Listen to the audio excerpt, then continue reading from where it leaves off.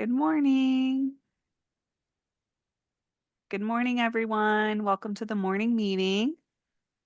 We'll give it a minute for the waiting room to catch up. Happy Thursday.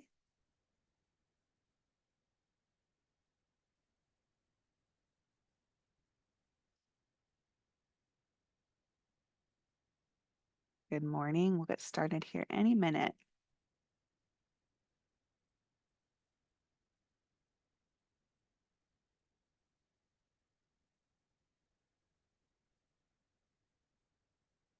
All right. Good morning. Thank you, everyone, for joining this morning. We're super excited to see the numbers creeping up. Lots of folks are excited to talk about the child tax credit and ways we can support families. Um, I am just want to say a quick thank you to everybody who turned out for our advocacy day last week. We really appreciated all of those who drove in from every corner of the state. We had 400 folks registered, 100 legislative meetings scheduled, and I think we had somebody from every single Senate district and overwhelmingly most of the House. So it was really powerful to be at the State House on the day that Governor DeWine gave his State of the State address and be able to be there with all of our policymakers. So thank you for everybody who dedicated your day to that advocacy work. A quick budget update before I introduce our featured speaker of the day. This week, they took a little bit of a break at the legislature as far as operating budget hearings. They were really focused on passing the transportation budget, which is a separate bill here in Ohio. So we haven't had finance committee meetings this week dedicated to the operating budget. They are working on the House's version of the sub bill. So they are taking Governor DeWine's version and making all of their own changes to it. They will continue doing that work next week. So our team has been continuing to meet with all of the finance committee members to advocate for continued support for child care subsidy expansion, child tax credit, and investments in early intervention and maternal and young child health and infant vitality. So we'll keep doing that. We'll keep being a squeaky wheel over at the Rife Center in the State House as the House is working on their version here in the next week and a half. But as I've said on a couple of these last few calls, we can all look to April 1st as the day that we will expect the House's version of the substitute bill. It'll be a really quick turnaround from that point after Tuesday, April 1st, when we see that bill come out in House Finance Committee. They'll accept amendments for about 48 hours to what they'll call the omnibus amendment. They'll do another giant amendment that's kind of a catch-all that they'll introduce in committee the following week on Tuesday the 8th. So they'll accept changes for about 48 hours until noon on the 3rd, and they'll introduce a final version of the House bill on Tuesday the 8th that will go to the floor on the 9th. The House has been really dead set on getting that bill out on April 9th to get over to the Senate, and the Senate will begin their organizational hearings in tandem with that work. So if you've got any questions, feel free to drop them in the chat, but I don't want to lose any more time that we have with our featured speaker, Dr. Cynthia Osborne. I'll share a little bit about her bio before I pass the controls over to her. She's joining us from her work at the Peabody College of Education and Human Development at Vanderbilt University, where she works as a professor of early childhood education and policy in their Department of Leadership, Policy, and Organizations. Dr. Osborne is also the founder and executive director of Prenatal-to-3 Policy Impact Center, which I know many folks on our call utilize as a resource and are familiar with as an excellent place for finding information. She's also, which is also an academic research center that translates the science of the developing child into state level policies with the strongest evidence base of effectiveness. Dr. Osborne is also a 2023 Aspen Institute Ascend Fellow and holds a Ph.D. in demography and public affairs from Princeton. Dr. Osborne, we are so grateful to have you here today, and I would love to pass it over to you.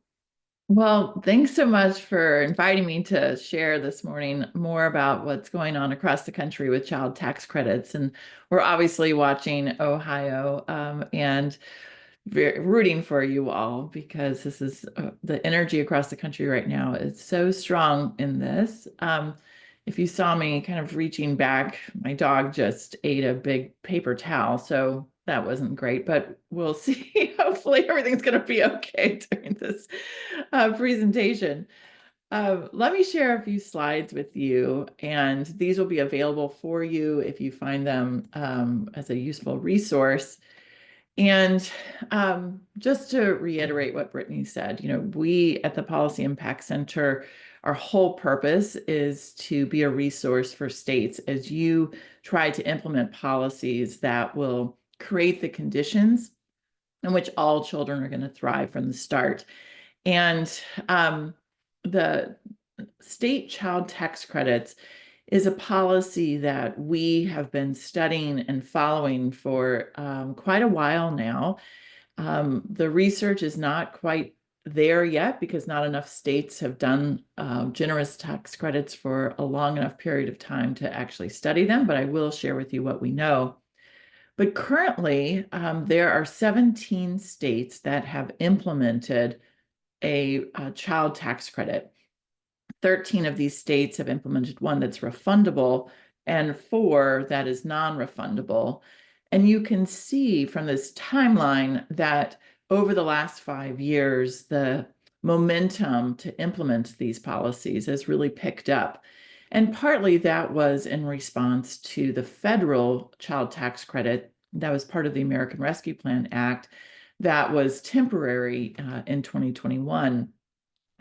And the reason that states are doing this is because we know how important cash is or money is for families. When we think about how we improve children's well-being and how we help to support families, we want to do two things. We want to reduce the stressors in the household. And we do that by providing financial resources, time with the family, and that will allow then the family to kind of increase the capacity of parenting and caring and working and so forth. And a child tax credit really helps to facilitate that. The research that has been done on the existing state child tax credits shows that a child tax credit it leads to lower reports of child neglect and helps to reduce poverty. The federal child tax credit that was more generous than any of the state credits and given partly on a monthly basis, as well as a one-time payment, had substantial impacts on improving the lives of infants and toddlers and their parents, well, children of all ages, by lifting children out of poverty, reducing food insecurity, reducing depressive symptoms, and so on. And the research is really clear that it did not have a negative impact on labor force participation. All right, but child tax credits, the name may be the same across all these 17 states and the others that are considering them, but how they are actually implemented and what they look like varies quite considerably. Most states have a per child tax credit, and that's what Ohio is proposing. New York and Oklahoma set their credit as a percentage of the federal credit. And Illinois sets its child tax credit as a percentage of its state's earned income tax credit. And I don't expect you to be able to really read this table. This is available in our roadmap, and my colleague Allison's here and can put that in the chat for you. But it's just to show you how wide the variation is in how states kind of structure their child tax credits. So in terms of who's eligible and up to what income level, the age of the child, most states have no limit on the number of children. California limits it to 1, whereas Oregon limits it to 5. And whether people who do not have a Social Security number but have an I-10 number are eligible to apply for it. So when we kind of put all of these things together, you can really start to see the variation in the generosity of child tax credits. And this is what it looks like for a family who has very low levels of earning, just at $10,000. And Colorado is obviously the most generous. It has this new family affordability credit that is quite generous for families. But the range is anywhere from just over $50 in Oklahoma with a non-refundable credit to nearly $4,500 in Colorado. And you can see that Ohio fits pretty squarely in the median there of about $1,000. But for families earning kind of what would be considered just over poverty level, around 30,000, the benefits start to decline quite precipitously in many states. And by 60,000, most of the child tax credits have declined quite considerably or are no longer available. This is a chart from the Niskanen Center. It's a lot of lines and colors, but again, it's really just to illustrate how varied states are in the generosity of their child tax credits and the design in terms of who's eligible and when things fade out. Minnesota, here in the bright pink, has the highest level of child tax credit, but it drops off quite precipitously by the time that you earn $50,000, whereas in Vermont has a $1,000 child tax credit and up to a pretty high level of earnings, and states are kind of all over the board in between. So with Ohio, what I wanted to just kind of put it in context of the rest of the country. At $1,000 per child, again, you're kind of right in the middle of the pack there, but you are somewhat different. So the proposal is that families receive a credit worth 5% of their income above $2,500 per child up until you reach this maximum value of the credit. And you have to earn at least $23,000 in order to get that maximum value. You're the first state that would have both a per child credit of $1,000 and a phase-in structure with that.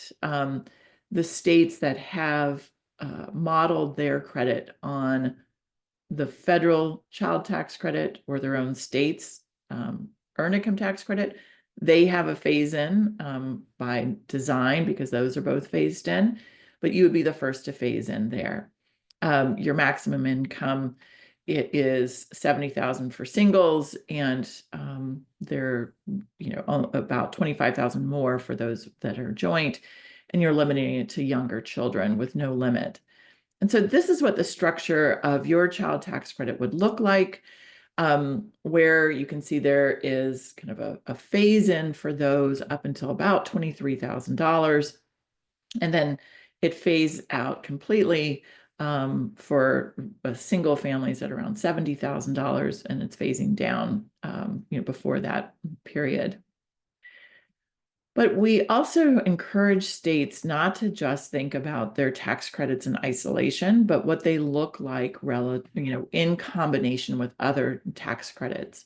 So if you take into consideration Ohio's non-refundable earned income tax credit, then you get to see this picture of what it looks like for families up to about $100,000, of whether they will have money coming back to them or whether they will owe money. And the dotted line are for those who are filing a joint tax return, so usually for married filers. And what's important about Ohio's child tax credit is that it does really help those families who would not get the non-refundable earned income tax credit. So you have a lot of working families who don't earn quite enough or owe enough in taxes to benefit from your state's earned income tax credit because it's non-refundable. And this child tax credit would really help to fill that gap for those families. Real quickly, I'd like to just show you what it looks like when you take into consideration a family and what it looks like in terms of adding resources. So this is a stylized family we call Lena, is a single mom with an infant and a toddler. And Lena works all year, all the time, at your state's minimum wage. And unlike all families, she actually applies for and receives all the benefits that she's eligible for. And she files her taxes, so she gets all of the credits that she would be eligible for. Because she's just had a baby, she takes 12 weeks of leave following her child's birth that she's eligible for under the Federal Family Medical Leave Act. And in order to work, she sends her children to childcare at a center that charges the federal government refers to the equal access target, or the 75th percentile of the market rate. And we can compare Lena then across all states, but let me show you what she looks like in Ohio. So this was done before you have increased your minimum wage. I know it's at 1070 now, but it was 1045 when we released the roadmap. So Lena earns just under $22,000 a year working full time. But remember, she just had a baby, so she had to take her 12 weeks off. And that means that she lost about $5,000 in earnings during those 12 weeks, leaving her with just under $17,000 to care for her infant and toddler. Ohio does not yet have a paid family medical leave program, and so therefore she doesn't actually get to have any of those wages protected. And in order to send her children to childcare in Ohio, that would cost her $28,000 a year, over $28,000 a year. So that would require that Lena give every dime that she earned and somehow come up with another almost $12,000 in order to send her kids to childcare. And obviously, Lena can't do that. No family can do that. But because Ohio, at her earnings level, would require no out-of-pocket expenses, that actually protects Lena and protects all of her earnings. Because she files her taxes, she pays both her payroll taxes, or FICA, and she gets both the federal earned income tax credit and the federal child tax credit. She also is eligible for federal nutrition benefits of SNAP and WIC there in the green. And that nearly more than doubles the resources that she has available to her. Currently in Ohio, she would not get the refundable EITC or the non-refundable EITC. So that would be the maximum of her benefits. But if you were to add in this child tax credit, that would actually enhance her resources quite considerably by more than $1,500. And it would change if you kind of ranked Ohio among all states. It would move your state from the 27th out of 51, because we include DC, up to 21. That would make a pretty substantial difference in the level of resources that Lena has available to her. And I know this chart is very busy. It's just really to show you how across this country resources vary so much for families in terms of what they have available to care for their children. And you can see Ohio on the kind of top right there, that you're in the middle of the pack right now. And if you were to implement this new child tax credit, on the left in between Nebraska and Nevada is kind of where Ohio would move over and up, if you will. All right, I'm going to stop there and ensure that we have time for questions. And I know that you're all very busy and need to get back to the good work that you're doing, but I would love to take any questions that you have or learn from you. Thank you, Dr. Osborne. And I like the last time we talked in this morning, I like to try to center myself around the fact that we have such an opportunity to be a leader through Ohio's current proposals around the CTC. So thank you for showing us what we could be if we keep the pressure on. We do have a question in the chat from Joseph. He asks about how the ALICE threshold is taken into consideration. It looks like child tax credits are contingent on the federal poverty level. So um, he notes that almost 2 million Ohio households are above FPL, but below a survival budget. Is there consideration around the ALICE threshold metric, either in Ohio or other states that you've seen? I really appreciate that question. The child tax credit, or Ohio's child tax credit proposal, as well as the federal one, isn't really based on the federal poverty level per se. It is based on this kind of phase in of earnings. And I don't believe that in Ohio that the maximum income range was set based on the federal poverty level. It could have been, and I'm not aware of that. Right now, it's based on what the earner would make if they worked full time at the minimum wage, just about. But the ALICE threshold, those families would actually benefit even more. So they would actually be more at that plateau between the 23,000 and the 70,000, or when it starts to fade more around 60. This would actually help those families the most. Those are the families that actually earn enough to owe taxes, and your non-refundable earned income tax credit can help many of those families. And this child tax credit could really give a boost to them. And so this is a really important group of families that often get left out of discussions because they may make too much for childcare subsidies or too much for SNAP benefits, but not enough to be self-sufficient. And so these sorts of credits really can help those families more so than many of the other programs that we have. And I think that just underscores how important it is that we're supporting both the child tax credit alongside that expansion of child care subsidy up to 200% of the federal poverty level, because those are the Yes, families that are really struggling, despite trying to earn more and do exactly what we've been trying to incentivize them to do. absolutely. Absolutely. Do we have more questions? Folks are welcome to come off mute or throw things in the chat.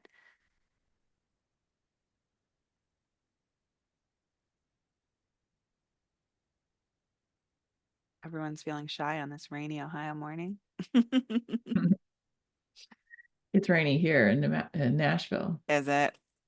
Hmm. I know we've been trying to kind of invigorate some new potential partners in this work, Dr. Osborne. Are there um, examples of well, and we've seen in the news this week that Indiana might be the first all red legislature to potentially move their child tax credit, although it's only 500, it's a little smaller than Ohio's. Are there any other kind of bright points around like coalition work or other case studies that you would like to highlight for our folks as they're thinking about who they're elevating and who they're partnering with as they try to do letters to the editor and advocacy meetings and some of that strategy piece? That's a really great question. And this is one of the most bipartisan proposals that are out there. We're seeing this in red and blue states and purple. Um, and, this, like I said, it both improves families' kind of economic mobility, and it doesn't have negative labor force participation impacts. So all of the economic security folks have been on it for a while. But those that are champions of mental health, those that are champions of reducing child welfare involvement, they should be involved in this as well. Those that are interested in food security. This really has a broad-based coalition, and I'm sorry because I'm not exactly sure who all is on this call. So you may have all those folks involved, but often the child welfare people are another conversation. And therefore, when children have been removed from the household or, um, what kind of further down the road. Um, but the state spends an incredible amount of money, every state, trying to be parents to children that they simply cannot be. The state is a terrible parent. And when we can really focus on programs that will help to keep families together, help to reduce the stressors in families' lives so that they are able to provide for their children and prevent them from entering into the child welfare system, that is so great for families and so important for the state and financially and so forth. So if those folks are not a central part of the coalition, I think that that's a Mhm. really important way to go. Well, and that comment is so timely because our next question actually comes from somebody from the Ohio Association of Food Banks. So thanks for dialing in for to our food security friends.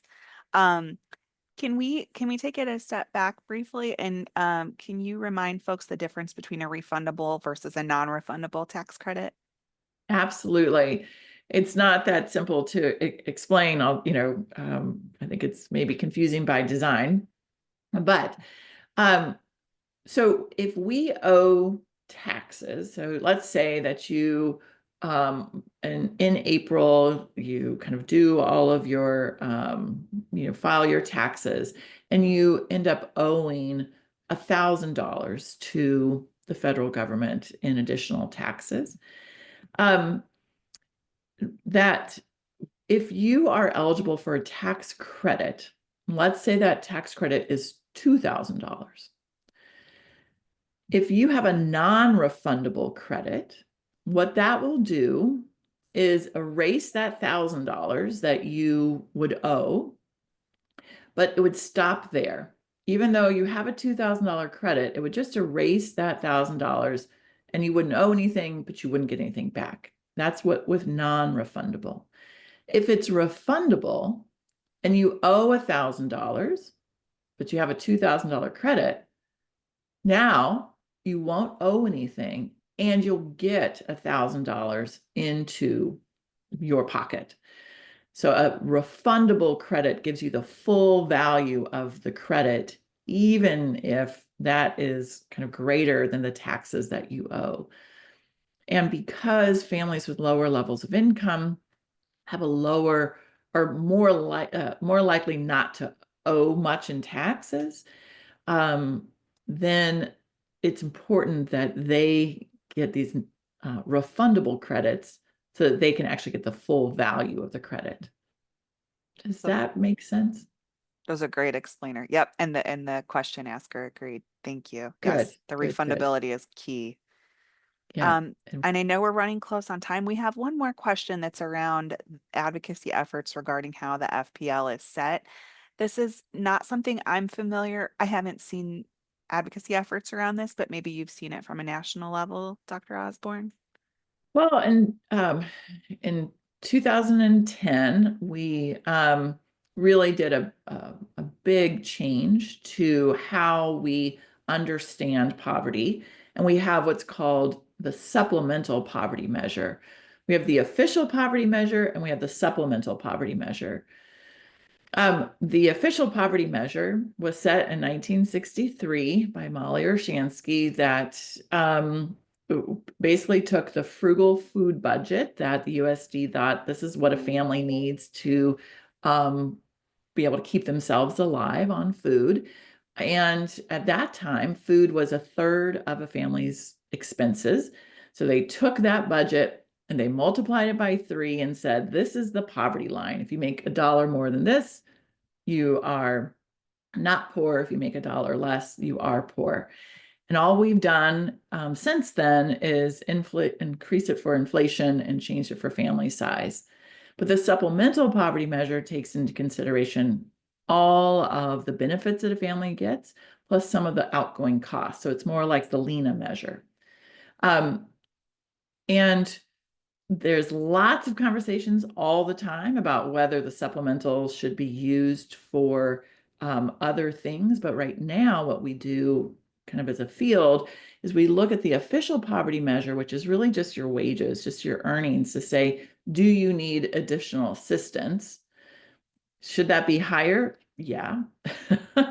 But, and then we use the supplemental poverty measure to answer the question of, are our programs working? Are families actually getting the resources that they need? So we use them for different reasons, but the official poverty measure should be higher. We know that the cost of housing, education, healthcare has all gone up much faster than anything, than food. But I don't think that we're going to change it from a political standpoint because I don't know of a president who wants to double the rate of poverty on their watch. So, because it would take that, an act of Congress. Thank you so much, Dr. Osborne. I realize we're at 10. I know you've got more meetings today, and I'm sure some folks do. We appreciate you spending the morning with us so much. We'll send the recording out from this morning to everybody who attended and put it on our YouTube channel. And next week, we'll have the National Association for the Education of Young Children and the National Association for Family Child Care Providers on to speak. So thank you so much for helping us better understand the child tax credit here in Ohio and where we fit in nationally. Well, thank you for the opportunity and good luck, Ohio. I hope it goes through. Thank Take you. care. Take care. Bye-bye. Bye.